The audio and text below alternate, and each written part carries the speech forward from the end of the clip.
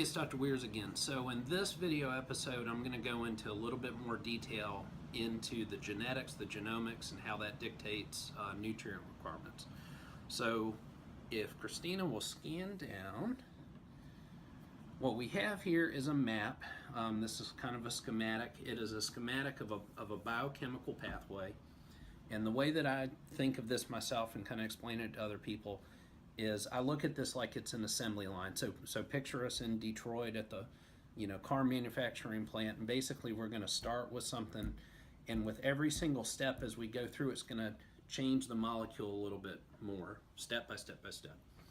So just like in an assembly line, the steps, these boxes on this paper, you can think of are the machines that are going to take the molecule and change it just a little bit. These actual machines in our biochemistry have a three-dimensional structure, and that three-dimensional structure actually determines how well they're going to do that job. And so a lot of research started focusing on this particular gene, which this is an abbreviation, which stands for Methylenetetrahydrofolate reductase, kind of a mouthful. This gene basically takes folate, or folic acid, and adds a methyl group onto it to make it methylfolate, which is the more active form that then goes across kind of through this part of the pathway and relates to the metabolism of B12 and moves on to other stuff. Research has found that there's, from person to person, there can be subtle changes in the structure of that gene to where some people, it's basically working at 100%, and other people it could be working as little as 30% of what's normal. So if someone has a 30%, they kind of have a little bit of a roadblock in this part of their biochemistry. That's going to affect things on either side to some degree.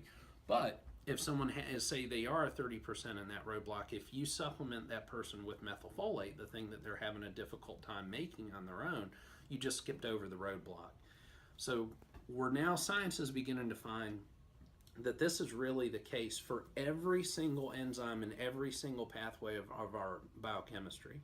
And this has huge implications for our health, because it's going to determine why some people need much higher doses of a nutrient than someone else. And if it's a particular liver enzyme, which is not really on this particular schematic, if that liver enzyme works at 30% of normal, and the person was taking a medicine, say a blood pressure medicine that was metabolized through that liver enzyme, they're going to need a lower dose of it, because that enzyme's not going to metabolize it as fast as normal, and it would be expected to build up in their body. And this basically explains why different people respond differently to different medicines at different dosages. Kind of all comes down to genetics. So in the next episode, we'll go a little bit further in how we can take your genetic information through something like Ancestry.com, 23andMe, and begin to delve into this in a little bit more detail.